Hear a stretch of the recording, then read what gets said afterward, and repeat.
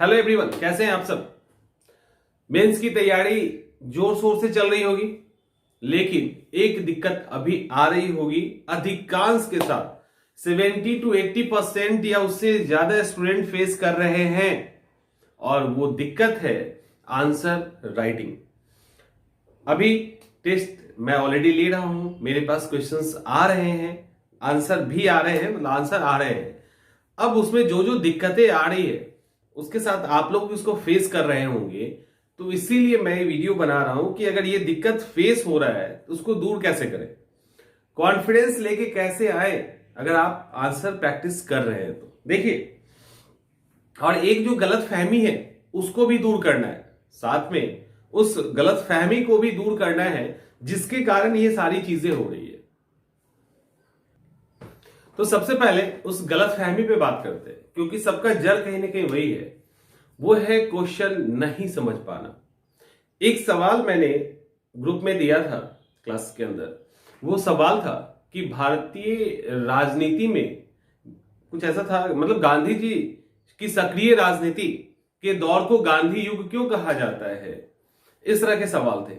उस सवाल के 3 लोगों को छोड़कर सारे आंसर गलत आए, और गलत होने के पीछे रीजन है सवाल को समझ नहीं पाना।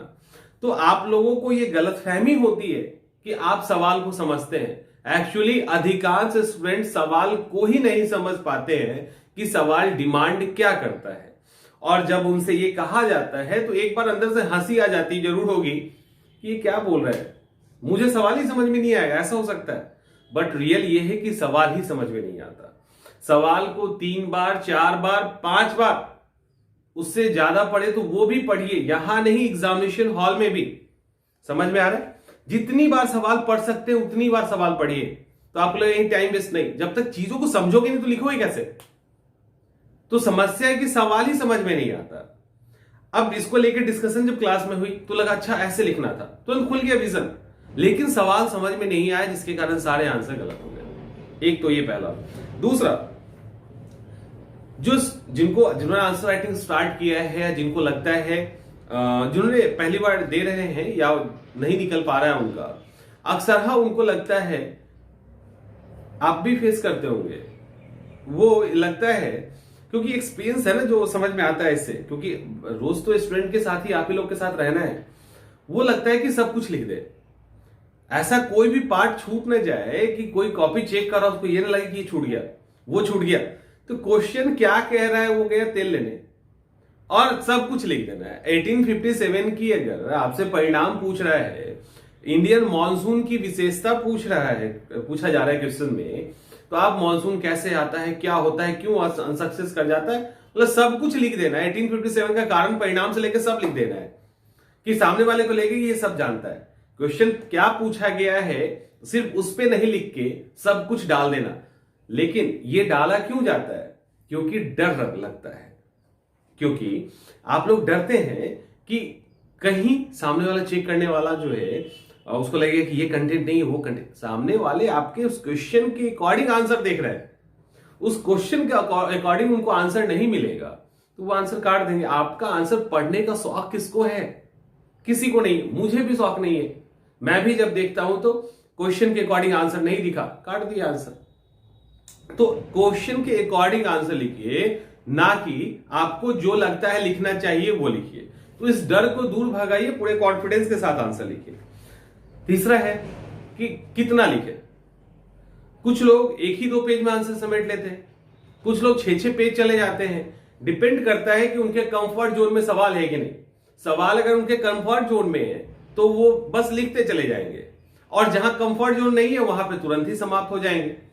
जबकि ये नहीं करना है, आपको एक बैलेंस आंसर लिखना है। एक नंबर बराबर 10 वर्ड्स, इसके एवरेज में आपको आंसर लिखना। आंसर ना बहुत छोटा हो ना आंसर बहुत बड़ा हो। तो बहुत अगर आप काफी कंफर्ट है, आपको बिल्कुल याद है वो टॉपिक, तब भी आपको बैलेंस में रहना है, और टॉपिक नहीं याद है तब भी जबरदस्ती पॉइंट्स डालिए और उसको एक ढंग पे लेके आके छोड़िए। ये नहीं कि 2 ही पेज में उसको समेट लिए। अगला है टेल्स की दिक्कत होती है। टेल्स कहने का मतलब जो पिछलग्गू जिसको कहते हैं ना, लगा रहता है, टिप्पणी करे, आलोचनात्मक व्याख्या करे, उसको समझे बिना आंसर लिख देते हो।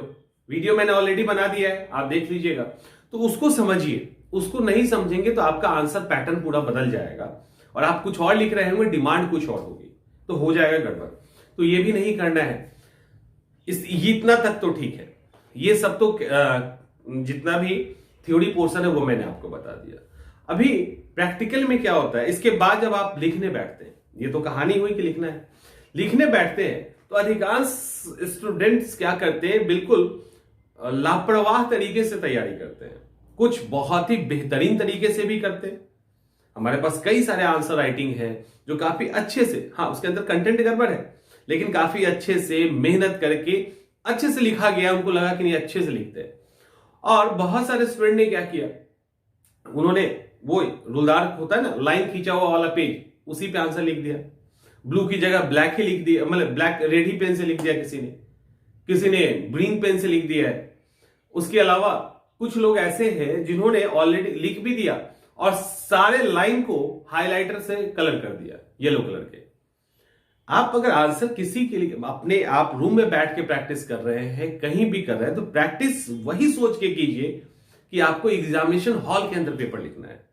क्योंकि वो टेम्परामेंट के साथ आप प्रैक्टिस नहीं करेंगे, उस जितने भी टर्म एंड कंडीशन उसके साथ प्रैक्टिस नहीं करेंगे, फिर वहां पे नया लगेगा।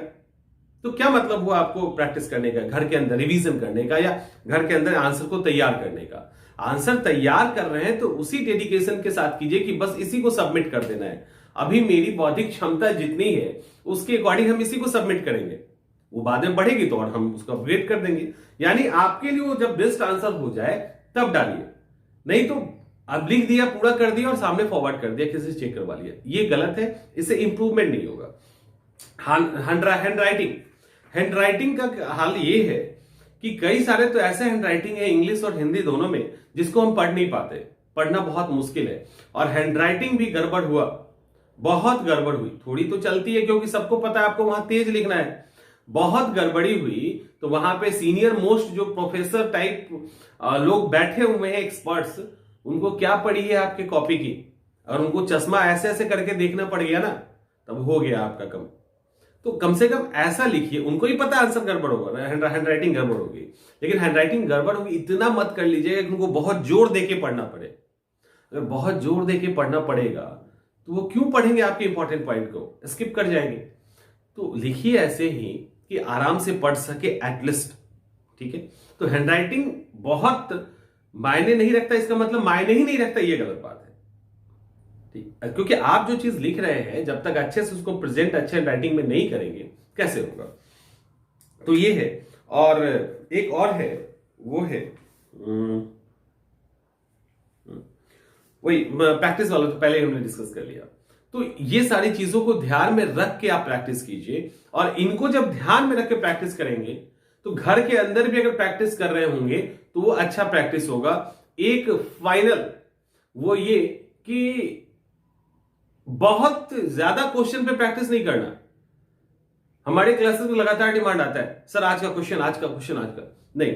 बहुत ज्यादा क्वेश्चन पे प्रैक्टिस नहीं करना है। आप 50 क्वेश्चन पे भी ईमानदारी से प्रैक्टिस कर लोगे ना, हर तरह के सवाल मिला के भी 50 क्वेश्चन पे अगर ईमानदारी से प्रैक्टिस कर लिए, उसको प्रॉपर तरीके से चेक करवा लिए, एकदम श्योर हो गए कि ये अब वो स्टैंडर्ड है जहां से हम रिजल्ट ला सकते हैं, कुछ भी करने की जरूरत नहीं है। आप डायरेक्ट एग्जामिनेशन में जाके पेपर लिख सकते हैं। लेकिन 500 क्वेश्चन पे प्रैक्टिस कर लीजिए लापरवाह तरीके से, कुछ नहीं होगा, कुछ नहीं होगा टाइम वेस्ट करने के अलावा। लेकिन 50 पे अगर आपने सीरियसली प्रैक्टिस कर लिया तो वो आपको एग्जाम क्वालिफाई करवा देगा। तो इन सब चीजों को समझ के तैयारी कीजिए। पीटी निकाले हैं, आपका निकलने वाला है, आप मेंस देने वाले हो। पीटी निकालना आसान नहीं होता है। जब मेंस की तैयारी कर रहे हैं तो अब लापरवाही करेंगे तो फिर दिक्कत हो जाएगी, ठीक है। तो ये अभी आंसर राइटिंग 70% रोल रखता है आपके सक्सेस के लिए, इसलिए मैं बार बार इस पे जोर देता हूं। चलिए, ये इस टॉपिक पे वीडियो हो गया क्योंकि मैं देख रहा हूं कि इस तरह की प्रॉब्लम आ रही है, इसलिए मैंने इस टॉपिक पे वीडियो बनाया है। फिर हम लोग आगे भी वीडियो अपलोड करते रहेंगे।